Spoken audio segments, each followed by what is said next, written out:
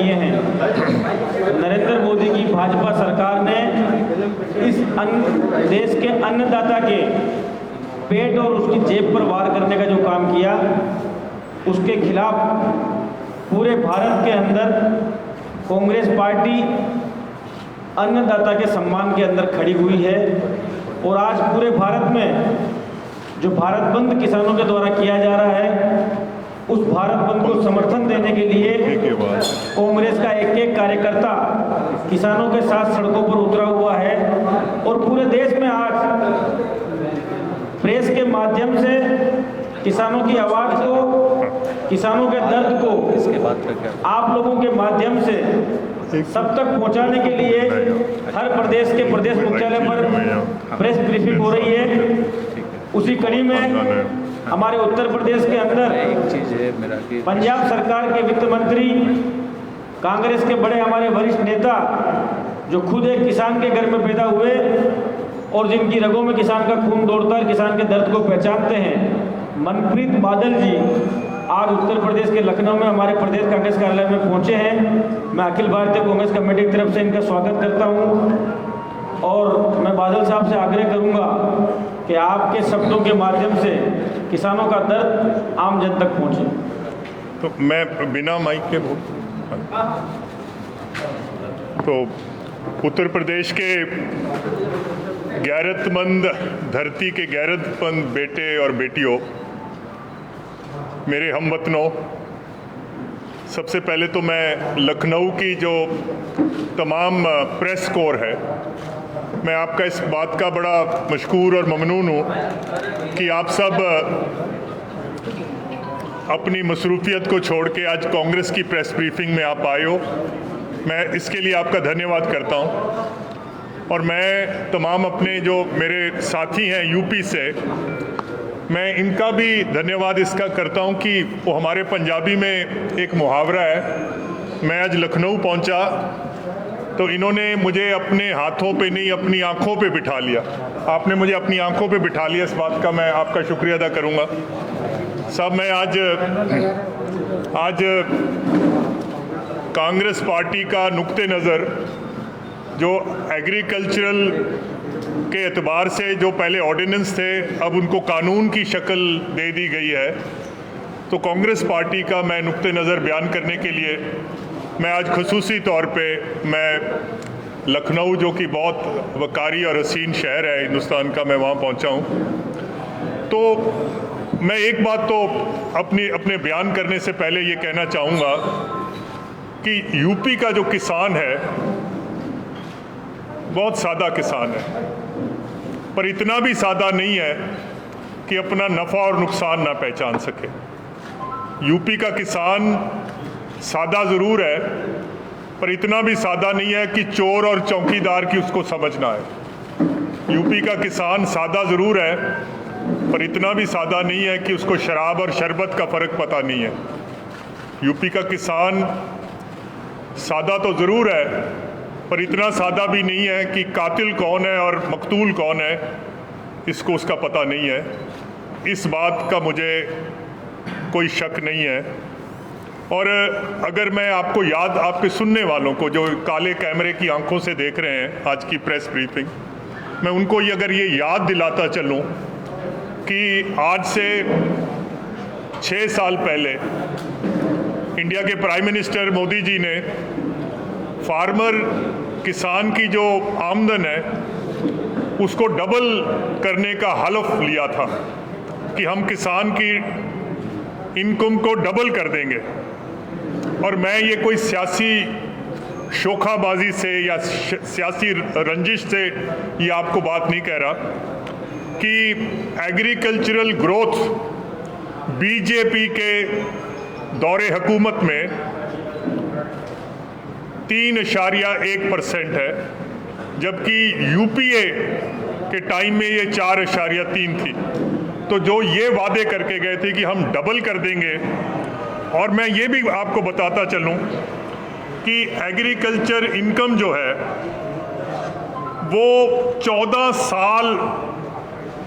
साल हो गुजरे हैं। सबसे कम अगर एग्रीकल्चर इनकम है तो इस साल में और जो एग्रीकल्चर प्राइसेस हैं, जो दाम है किसान की उपज के, 18 साल से सबसे ज़्यादा अगर कोई कमतरी आई है तो इस साल में आई है। यही प्रधानमंत्री बोला करते थे कि हम स्वामीनाथन की जो रिपोर्ट है कि कॉस्ट ऑफ कल्टीवेशन प्लस 50% दिलवाएंगे, तो उस वादे से तो मुनकर हैं। और मैं शायद यूपी में इस बात की दिलचस्पी ना हो कि जो CACP होती है, commission for agriculture cost and prices, जो सिफारिशात देती है गवर्नमेंट ऑफ इंडिया को कि दाम क्या होने चाहिए, MSP क्या होनी चाहिए, तो इस साल जो सिफारिशात उन्होंने दी थी, उन्होंने बोला कि इस साल जो फूड इन्फ्लेशन है, महंगाई है सीरियल्स में, वो 8.6 है। लिहाजा किसान को 6.6% का इजाफा ये आप गेहूं में दे दें और 5.9% इजाफा आप पैडी में दे दें, चावल में दे दें।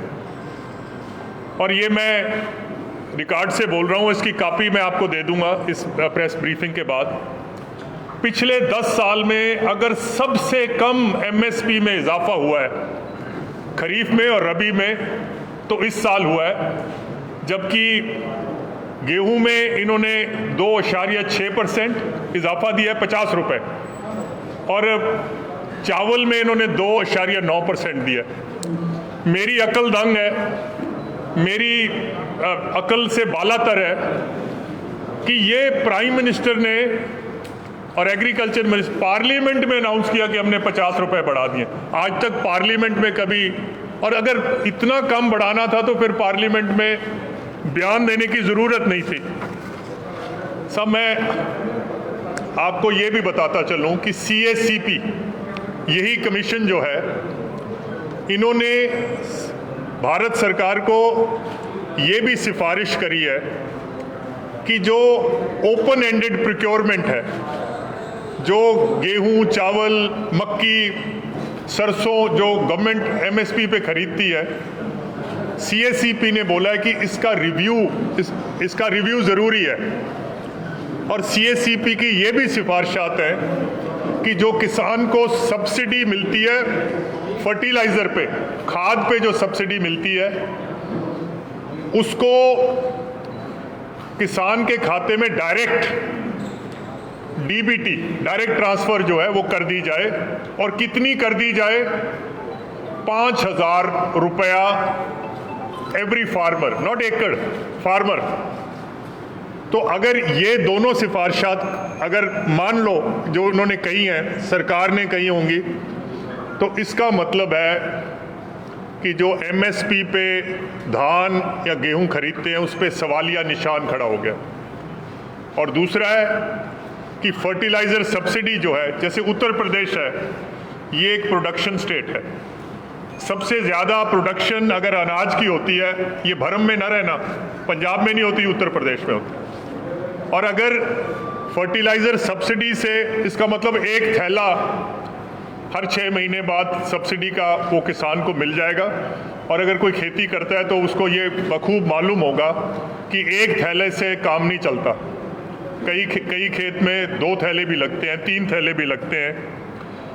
तो हमें इस बात का शदीद एतराज़ है, शदीद रंज है कि ओपन एंडेड प्रोक्योरमेंट भी ख़त्म होगी, फर्टिलाइज़र सब्सिडी है वो भी महदूद कर दी जाएगी, MSP की जो रेट है इन्फ्लेशन के रेट से भी ये कम है।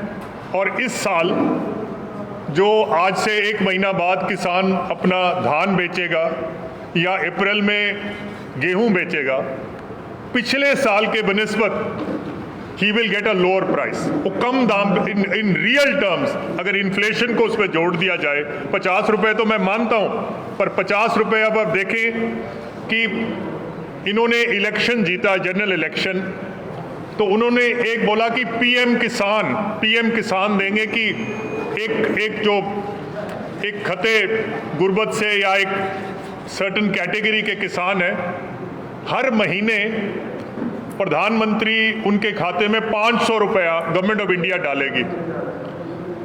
मैं आज आपको ये अगर मैं बताता चलूं कि 1 एकड़ में 2 फसल, अगर 2 फसल आपने करनी है, गेहूं और धान की करनी है, तो डीजल कितना लगता है? जो हमारा आंकड़ा है 50 लीटर लगता है पूरे साल में 1 एकड़ में।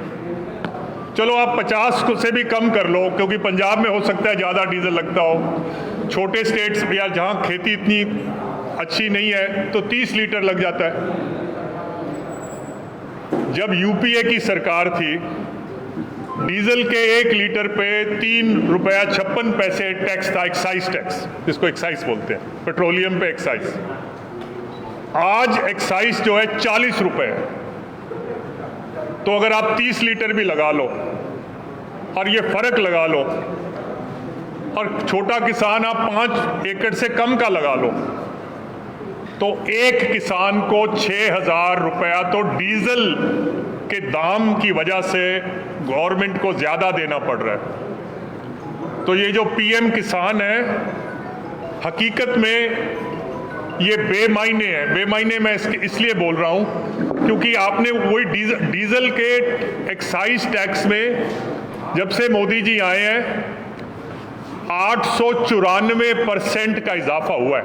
100% का नहीं, 100% का मतलब होता है दुगना, 200%, 300%। मैं कह रहा हूं 894% डीजल में इन्होंने, कच्चे तेल जो है, कच्चे तेल की कीमत आलमी मंडी में बहुत गिरावट आई है, पर हिंदुस्तान में ये गिरावट जो है वो एक्साइज, जैसे गिरावट आती है एक्साइज बढ़ाते जाते हैं। हमें इस बात का भी रंज है। और मैं अगर आपको ये भी बताता चलूं कि जब से जीएसटी का निज़ाम नाफिज हुआ है, तो जितने भी किसान के लिए जो इक्विपमेंट आता है, चाहे वो ट्रैक्टर है, चाहे ट्रैक्टर की इम्प्लीमेंट्स हैं या जो भी है, उसमें भी क्योंकि किसान इनपुट टैक्स क्रेडिट तो ले नहीं सकता, तो वो सारा जो है तकरीबन 15,000 करोड़ रुपए का ये बोझ जो है जीएसटी के आने से पड़ गया। और अगर आप मेरी बात पे यकीन करेंगे, अगर कोई 6 साल में, 7 साल में, 10 साल में कभी मौका मिलता है, आप देखते हैं कभी प्याज की दाम बढ़ गए, कभी आलू के दाम बढ़ गए, तो किसान को प्रॉफिट नहीं लेने देते, या तो एक्सपोर्ट बंद कर लेते हैं या इंपोर्ट कर देते हैं ताकि किसान को इसका लाभ ना हो सके। तो मैं आज ये भी किसी सियासी शोखाबाजी से नहीं कह रहा कि जो दिहाड़ीदार है, जो किसान के खेत में काम करता है, पिछले 1 साल से दिहाड़ी में एम्प्लॉयमेंट जो वेजेस है उसमें इजाफा कितना हुआ है? 0%। और जिस साल यूपीए की हमने सरकार छोड़ी थी, दिहाड़ीदारों का 38% उसमें इजाफा हो गया था। आज यूपी का जो किसान है, गवर्नमेंट ने 14,000 करोड़ रुपया बकाया यूपी के किसान का देना है। आज भारत में हर घंटे एक किसान खुदकुशी कर रहा है। किसान खुदकुशी का जो रेट है 1 पर आवर, एक दिन में 24 किसान हिंदुस्तान में खुदकुशी कर जाते हैं। किसान की जो हालात है वो काबिले रहम है। और मैं ये बात भी, मुझे इस बात की शर्मिंदगी महसूस हो रही है कि मैं उस देश का शहरी हूँ जहाँ जब से मोदी जी आए हैं तो जो इंडस्ट्री है, कॉरपोरेट घराने हैं, उनकी जो कर्ज माफ़ी हुई है वो 6.6 lakh crore government of India ने, जो बैंकों के डिफॉल्टर हो गए थे, जो और क्रेडिट इंस्टीट्यूशन के डिफॉल्टर थे, जो लोन राइट ऑफ हुए हैं भारत में, वो 6,60,000 करोड़ हैं। और जो पिछले साल, आपको याद होगा, पिछले साल कॉरपोरेट टैक्स में जो उसकी शरह थी उसमें कमतरी लाए थे। 1,45,000 करोड़ का जो उनके टैक्स पे जो रेट लगता था, मुझे लगता है आई डोंट नो 40% से इनको 30% या कुछ ऐसा किया था। सब मैं एक चीज़ और भी बताता चलूँ, थोड़ा सा टाइम लग जाएगा। जो ये कॉरपोरेट टैक्स होता है, इनकम टैक्स होता है, एक्साइज टैक्स होता है, जो हिंदुस्तान के राज्य हैं, तो 42% इनका भी हिस्सा होता है। अगर एक्साइज ड्यूटी बढ़ती है तो उसमें हमारा 42% हिस्सा होता है। अगर ये कॉरपोरेट टैक्स है तो 42% स्टेट्स का है, कस्टम ड्यूटी है तो 42%। तो इन्होंने क्या किया, जब से मोदी जी आए हैं, एक्साइज ड्यूटी बढ़ाते हैं पर उसको एक्साइज नहीं बोलते, स्पेशल एक्साइज बोलते हैं, ताकि स्टेट्स को हिस्सा ना मिल सके। बोल देते हैं जीएसटी में आपको इजाफा दिया है, इसी तरह कस्टम्स की ड्यूटी बढ़ेगी तो उस पर कोई स्पेशल कस्टम बोल देंगे पर स्टेट्स को हिस्सा नहीं देंगे। और उसी तरह जैसे मैंने बोला, अगर कॉरपोरेट टैक्स माफ़ करना था तो पहले स्टेट से मुशावरत करनी थी। आफ्टर ऑल 1,45,000 करोड़ में सबसे छोटा राज्य पंजाब है, 3,500 करोड़ हमारा था, बिना पूछे आपने कैसे माफ़ कर दिया? तो अगर आपने किसान को कर्ज माफ़ी नहीं देनी, क्रॉप लोन पे आपने वेवर नहीं देना, बट आपने इंडस्ट्री को जो वेवर दिया है, इस बात का भी हमें रंज है। और मैं बताता चलूं, जो फसल बीमा योजना, पीएम फसल बीमा योजना है, प्राइवेट इंडस्ट्री को बहुत हाई प्रीमियम देना पड़ता है और वापस जो है उन्होंने 10,000 करोड़ रुपया सिर्फ हरियाणा से कमाया। पीएम किसान जो फसल योजना है, जितने बीजेपी के स्टेट्स हैं वहां लागू हुई है, हमने पंजाब में नहीं करा। अगर किसी का नुकसान होता है सरकार दे देती है, क्योंकि प्रीमियम इतना ज्यादा, इससे तो बेहतर है कि हम खुद ही दे दें। वो किसी उर्दू के कवि ने लिखा है कि गोया जरा सी बात पे बरसों के याराने गए, चलो इतना हुआ कुछ लोग पहचाने गए। बीजेपी जो अपने आप को समझती थी कि हम किसान के बहुत हितैषी हैं, किसान के मसीहा हैं, तो कम से कम ये तो पता चल गया कि ये जो नए कानून बनाए हैं ये हक में नहीं है। और ये जो 3 ऑर्डिनेंसेस जो कानून की शक्ल अख्तियार कर चुके हैं, तो मैं तो एक तो the Essential Commodities Amendment Act 2020, the Farmers Produce Trade and Commerce Promotion and Facilitation Act 2020, the Farmers Empowerment and Protection Agreement on Price Assurance and Farm Ordinance 2020, ये जो 3 ये बिल आज अगर आप अखबार या आप टीवी देख रहे हैं तो आपको पता होगा कि जो किसान जो तंजीमें हैं उनका जो रद्द अमल है, और ख़ास करके जहाँ से मैं वहाँ बहुत ज़्यादा शदीद है। और इसकी अगर मैं मोटा मोटा आपको ये बताता चलूँ कि एतराज़ात क्या हैं। सबसे पहले एतराज़ तो ये है कि ये जो बिल आए हैं ये कह रहा है कि कोई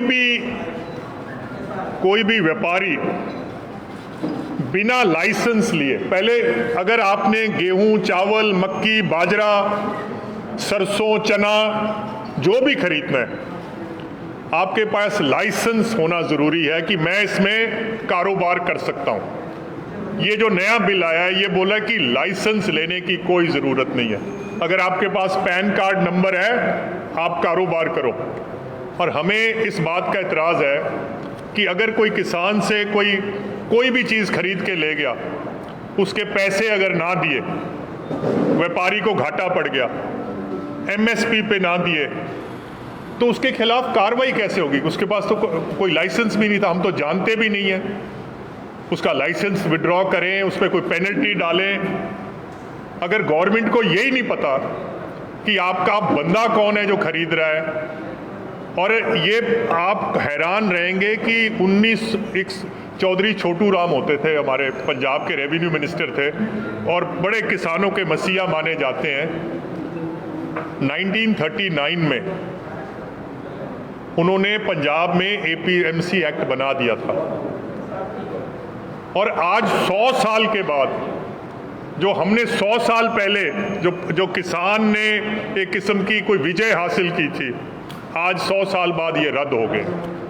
दूसरा, हमें ये भी एतराज़ है कि जो भी फसल की बिक्री होती थी, जिसको मंडी यार्ड बोलते थे, मंडी यार्ड, उससे बाहर फसल नहीं बिक सकती थी। तो ये जो नया कानून लाए हैं, तो इसमें ये भी दर्ज है कि मंडी में लाने की कोई ज़रूरत नहीं है। अगर मंडी में नहीं आएगी तो प्राइस डिस्कवरी क्या होगी? किसान जो हैं, हिंदुस्तान में अक्सरियत किसानों की 2 एकड़ के किसान हैं, उनकी हैसियत और औकात नहीं है कि प्राइस के लिए कोई आर्ग्यू कर सकें।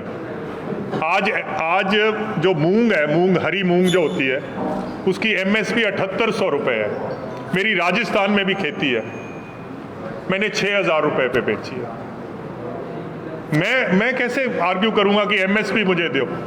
मेरी हैसियत और औकात ही नहीं है किसान की व्यापारी के सामने। उन्होंने बोला जी आजकल दाम ये चल रहा है, बेचनी है बेच दो, नहीं तो अपने घर में रख लो। मेरे घर में कहाँ है जगह रखने के लिए?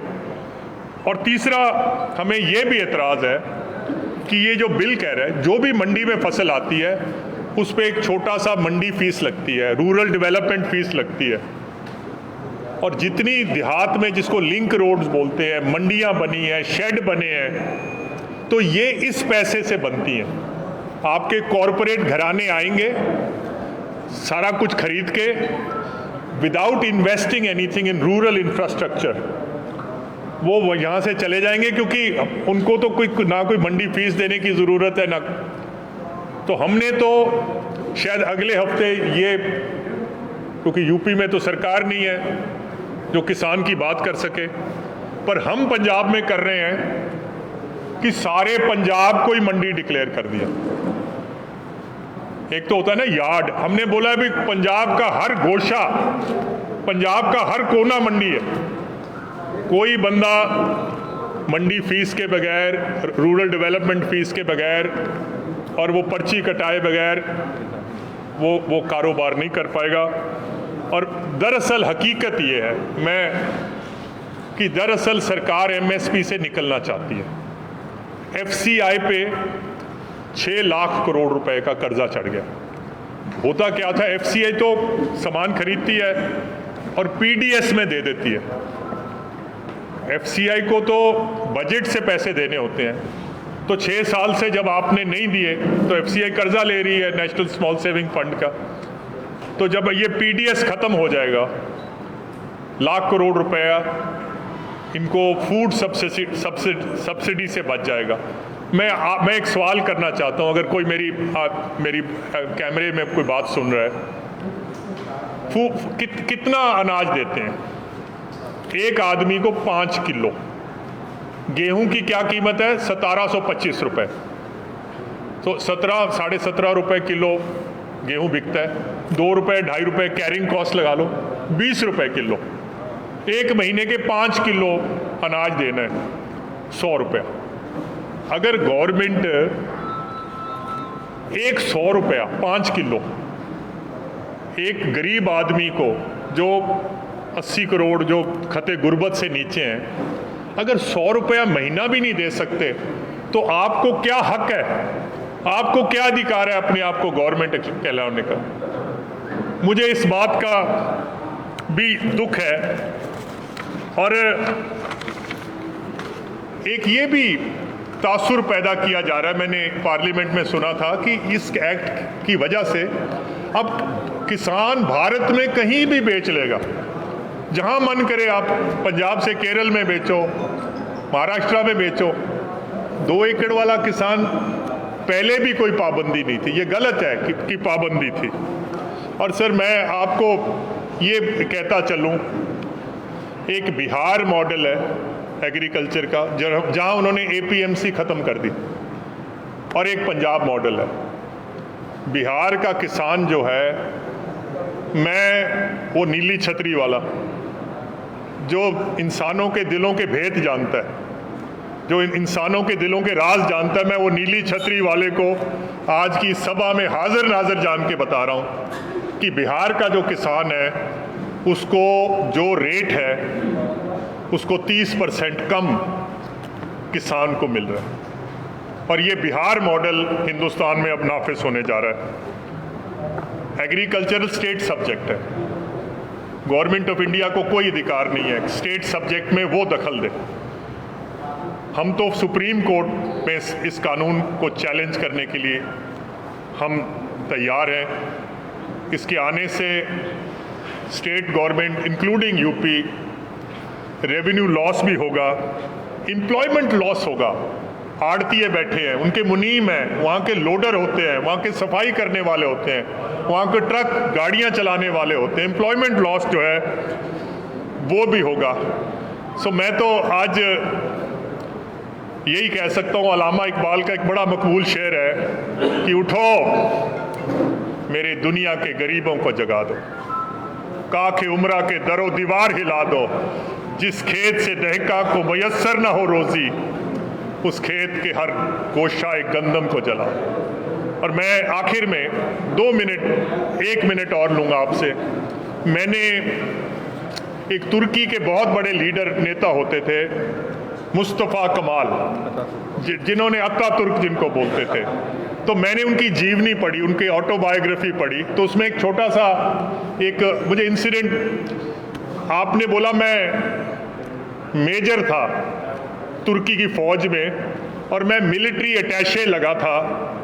एक मुल्क है यूरोप का जिसको हंगरी बोलते हैं। हंगरी का बड़ा हसीन कैपिटल सिटी है बुदापेस्ट। इस मैं बुदापेस्ट में अपनी फौज की वर्दी पहन के रात को खाने के लिए एक बहुत आलीशान होटल में गया। तो मैं होटल में बैठा खाना खा रहा था, तो जैसे ही मैंने खाना शुरू करा तो एक हंगरी का किसान जिसकी वर्दी इतनी अच्छी नहीं थी, कपड़े इतने सुंदर नहीं थे, जिसके बूट पे मिट्टी लगी हुई थी, वो भी उस होटल में आ गया और मेरी बगल वाली टेबल पे बैठ गया। तो मैनेजर जो होटल का आया उसने चुपके से वो किसान के कान में यह बात बोली कि भाई साहब ये जो होटल है ये बहुत बढ़िया क्लास का होटल है और आप जैसे लोगों को हम यहाँ खाना खाने पे इनकरेज नहीं करते। तो मुस्तफ़ा कमाल बोले खाना तो मैं खा रहा था पर मेरे कान वो जो गुफ्तगू चल रही थी दूसरे टेबल पे वहाँ पर थी। और जो किसान ने जो बात बोली, उन्होंने बोला मेरे दिल में और मेरी दिमाग पे उसने गहरा असर किया। और किसान ने बोला मैनेजर को, और वही मैं बात आज बीजेपी और हिंदुस्तान के प्रधानमंत्री को कहना चाहता हूँ।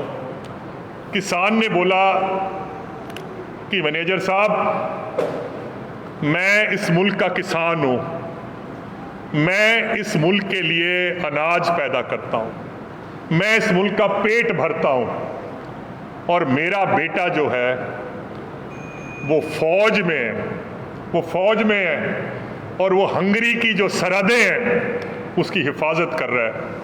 मुझे इस टेबल से बैठने के लिए आप रोक नहीं सकते।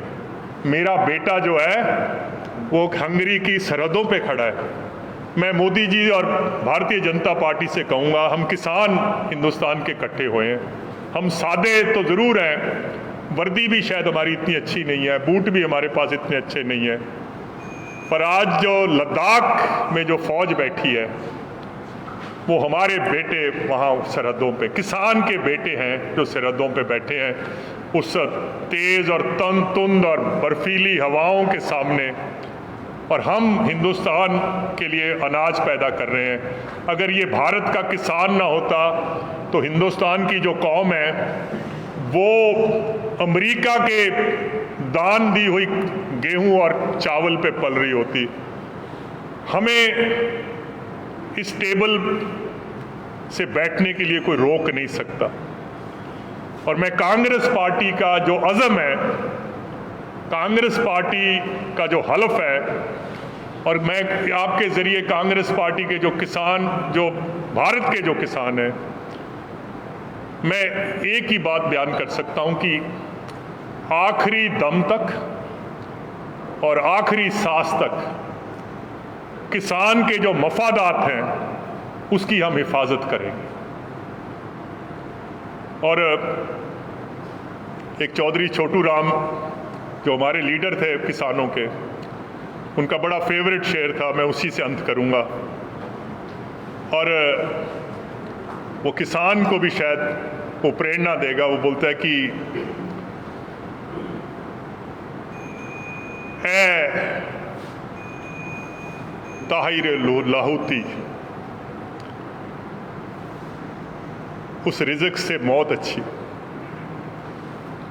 जिस रिज़्क से आती हो परिवाज में कोताही। तो सारे देश के जो किसान हैं, एक कौम होती है और कौमों के मिजाज होते हैं। कुछ कौमें ऐसी होती हैं जो हार नहीं मानने वाली कौमें। तो हम अपने हक के लिए किसान जो हैं वो लड़ेंगे। और मैं बीजेपी को ये वाज़े तौर से कहना चाहता हूँ कि किसान बड़ा भोला है। प्यार से, अगर प्यार से कोई जान मांग ले तो जान दे देते हैं, कोई प्रॉब्लम नहीं है। पर हमें ये कानून का झांसा मत दो, कानून हमें मत सिखाओ कि ये आपके हक में है, इससे किसान जो है वो बहुत तरक्की करेगा। सो मैं माफ़ करना, मैं थोड़ी बात लंबी ले गया, बट कांग्रेस पार्टी का जो नुक्ते नज़र है वो आपके सामने बयान किया है। अगर किसी का कोई सवाल हो तो जितनी मेरी हैसियत और औकात है मैं कोशिश करूँगा कि मैं उसका जवाब दे सकूं। आपने इतने अदब और सब्र से मेरी बात सुनी, बहुत बहुत धन्यवाद। मनप्रीत जी, आपने कहा कि सुप्रीम कोर्ट जाएंगे, तो क्या पंजाब सरकार इस बिल के खिलाफ जाएगी सुप्रीम कोर्ट? सब देखिए, क्योंकि जो लोकस स्टैंड आई है वो कांग्रेस पार्टी की तो नहीं बनेगी, पर पंजाब सरकार की बनेगी। सो हम सुप्रीम कोर्ट जा रहे हैं और हम दो बिना पे जा रहे हैं। एक तो ये है कि ये स्टेट सब्जेक्ट है, जैसे एजुकेशन स्टेट सब्जेक्ट है, पुलिस स्टेट सब्जेक्ट है, हेल्थ। तो गवर्नमेंट ऑफ इंडिया का कोई अधिकार नहीं है कि ये इस पे लेजिस्लेशन गवर्नमेंट ऑफ इंडिया करे। तो एक तो इस बिना पे भी जा रहे हैं। दूसरा, हम इस बिना पे भी जा रहे हैं कि जो फेडरल गवर्नमेंट है वो किसी स्टेट की इकोनॉमी को डिस्ट्रॉय नहीं कर सकती। तो हमारे इस बिल के आने से, क्योंकि हमारा टोटल एमएसपी का जो रेवेन्यू है वो 70,000 करोड़ है और जो स्टेट को लेवीज आती हैं वो 4,000 करोड़ है। तो इतने छोटे स्टेट के लिए इतना नुकसान होना, तो हम सुप्रीम कोर्ट का दरवाज़ा खटखटाएंगे। सुप्रीम कोर्ट पे हमें एतमाद है और जो हक की बात है वो सुप्रीम कोर्ट ज़रूर सुनेगा। और जैसे मैंने कहा, आखिरले सांस तक और आखिरले दम तक इस बिल का विरोध करेंगे। मनप्रीत जी, आपने किसानों की बात की। कुछ किसान हैं जिनके पास जमीन नहीं होती, बटाई पे काम करते हैं, उनके लिए ये बिल किस तरीके से? तो जो बटाई वाला किसान है और जो मलकियत है जिसकी, वो तो बरोबर हो गया। अगर आपने एमएसपी से हटके बेचनी है, मतलब कम बेचनी है, तो बटाई वाले किसान को भी उसका कोई फ़ायदा नहीं है। और जहाँ तक प्राइवेट जो कारोबारी है उसका क्या भरोसा है किस रेट पे खरीदेगा, क्योंकि बटाई वाले किसान की तो औकात शायद मालिक से भी कम होगी। देखिए, मैं ये जो आपसे बातें कर रहा हूँ, एक तो होता है कि सियासी शोखाबाजी में बातें हो रही है, ये कि पार्टी का, बट मैं आपको हकीकत बता रहा हूँ। ये प्राइम मिनिस्टर ने ट्वीट किया है कि एमएसपी ख़त्म नहीं होगी। एग्रीकल्चर मिनिस्टर ने पार्लियामेंट के अंदर बयान दिया है कि हम एमएसपी चालू रखेंगे। मैं आपके सामने जिंदा मिसाल मैं बैठा हूँ, पंजाब का फाइनेंस मिनिस्टर हूँ। इन्होंने हमें बोला था आप जीएसटी के निज़ाम में आ जाएं, अगर आपको कोई घाटा पड़ गया इस स्कीम के अंदर तो हम आपको कॉम्पनसेट कर देंगे, कॉम्पनसेशन दे देंगे। हमें सच नहीं आया। फिर उन्होंने बोला कि हम कॉन्स्टिट्यूशन में जीएसटी कॉम्पनसेशन बिल कॉन्स्टिट्यूशन का हिस्सा बन गया। तो कॉन्स्टिट्यूशन, भारत का जो संविधान है उसके अंदर दर्ज है कि कोई स्टेट को अगर घाटा पड़ गया तो उसकी कॉम्पनसेशन देंगे। मैं फाइनेंस मिनिस्टर बैठा हूं, मैं हल्फन और कसमन आपको कह रहा हूं कि अप्रैल, मई, जून, जुलाई, अगस्त और सितंबर खत्म हो गया है। पंजाब स्टेट को, एक्चुअली सारे स्टेट्स को कॉम्पनसेशन नहीं मिली। 9,000 करोड़ रुपया, मुंह से ही कह देना 9,000। इतना छोटा स्टेट है, 2.5 करोड़ आदमियों का। 9,000 करोड़ अगर रुपया हमें नहीं मिला, जो गवर्नमेंट की कॉन्स्टिट्यूशनल कमिटमेंट और ऑब्लिगेशन है, जैसे बैंक बोले कि मेरे पास पैसे नहीं है, हम क्या करें? जेलों के दरवाजे खोल दें, अस्पताल बंद कर दें, स्कूल बंद कर दें? यार कैसे स्टेट चलेगा? कभी बोल रहे हैं कम ले लो, कोरोना आ गया बाद में कर लेंगे, ऐसे थोड़ी यार हिंदुस्तान ने एक सुपर पावर बनना है। मनप्रीत जी, ये बताइए, कांग्रेस भी विरोध कर रही है, किसान भी विरोध कर रहा है। शॉर्ट में ये बताइए कि ऐसी क्या चीज़ है इस बिल में जिसकी वजह से ये जायज़ नहीं है किसान? सब हमने, अगर एक नुक्ते में मैंने बात बतानी हो तो हमने जब ये बिल ऑर्डिनेंस की शक्ल में आए थे और फिर उस पर डिबेट हुई, तो हमने तो सिर्फ एक ही बात बोली थी कि इसमें एक आप शिक और डाल दें, एक क्लॉज और डाल दें कि हम गारंटी करेंगे कि ये एमएसपी पे हम खरीद लेंगे। ये शिक नहीं डाली। चलो बाकी तो छोड़ो। ये अगर आप बोल रहे हो, ट्वीट भी कर रहे हो, बोल भी रहे हो कि एमएसपी पे खरीदेंगे, तो इसको बिल का अगर हिस्सा बना लेते तो कौन सी आफत गिर जाती। Thank you. जो आपत्ति के पॉइंट्स हैं कि आखिरकार नुकसान क्या होगा किसान को, वो हम किसान को नुकसान ये होगा कि एक तो जो मंडी के बाहर चीज़ बिक रही है उस पे हम एक तो एमएसपी इंश्योर नहीं कर सकेंगे, उसके साथ कोई धोखा होगा तो वो कोई इंश्योर नहीं हो सका। अब तो सिर्फ लाइसेंस वाला आदमी खरीद सकता है, और लाइसेंस जिसके पास है उस पर पेनल्टी भी लग सकती है, उसका कारोबार भी बंद किया जा सकता है। वो कितने दिन में पेमेंट देगा किसान को? 48 घंटे में देगा, 72 घंटे में देगा? तीसरा ये भी इतराज़ है हमें कि अगर कोई खरीदता है, कोई यूपी से चीज़ खरीदता है और मंडी फीस या रूरल डेवलपमेंट फीस नहीं देता, तो देहात में जो सड़कें बन रही हैं, मंडियां बन रही हैं, जो फार्मर की या मजदूर की इंश्योरेंस है, वो कहाँ से आएगी? मैं कॉरपोरेट घराना हूँ, मैंने खरीद लिया, पर मैंने यूपी के रूरल इंफ्रास्ट्रक्चर में कोई इन्वेस्टमेंट नहीं करी। तो हमें इस बात का शदीद इतराज़ है साहब। एक सवाल है, जैसे आप पंजाब सरकार में वित्त मंत्री हैं, तो आपने सब मुद्दों पे थोड़ा बात किया, लेकिन देश की अर्थव्यवस्था जैसे पिछले क्वार्टर में -23.9 था जीडीपी, तो उसके बारे में कांग्रेस सरकार का क्या कहना है? और कांग्रेस सरकार अगर यहाँ पे होती तो वो उनका कैसा रहता कि वो ये जीडीपी को थोड़ा सा बढ़ा देते? सब देखिए, ऐसे है कि 2008 में भी एक वर्ल्ड में क्राइसिस आया था, एक डिप्रेशन आई थी। सिर्फ एक हिंदुस्तान वह देश है जहाँ पर क्राइसिस नहीं हुआ। तो मेरा अपना मानना है, मैं गलत भी हो सकता हूँ, मैं अकेले कुल नहीं हूँ, कि ये जो नोटबंदी और जो जीएसटी का निज़ाम आया, इससे भारत की जो अर्थव्यवस्था है वो लड़खड़ा गई। आप मेरी बात पे यकीन कर लेना, ये कोविड की वजह से नहीं है। इंडिया ऑलरेडी रिसेशन में चला गया था। अगर कोविड ना भी आता तो हमारे हालात जो इकोनॉमी के हैं वो बहुत बुरे थे। और अगर आप पता नहीं, आप अप्रिशिएट करेंगे क्योंकि आपको लगता है यार ये विरोधी आदमी है। देखिए, ये जो बिल्डिंग है, जिस बिल्डिंग में हम बैठे हैं, ये कोई पिलर्स पे खड़ी है। अगर वो पिलर गिर जाएंगे तो छत भी नीचे आ जाएगी। अगर आप हिंदुस्तान के सुप्रीम कोर्ट में मुदाखलत करेंगे, अगर आप हिंदुस्तान के ऑडिटर जनरल के पोस्ट पे मुदाखलत करेंगे, सीबीआई पे करेंगे, इलेक्शन कमीशन पे करेंगे, अगर आप अपने चहेते आदमियों को अपनी मनमर्जी जो आप कहते हैं, तो ये देश कमज़ोर हो जाएगा। और हमें दुख इस बात का है कि ये देश को कमज़ोर कर रहे हैं। वक्ती तौर पे इनको फ़ायदा पहुंच रहा है, मैं मानता हूं इनको फ़ायदा पहुंच जाएगा, पर ये मत भूलिएगा कि कांग्रेस पार्टी ने ये इंस्टीट्यूशंस खड़े करे थे।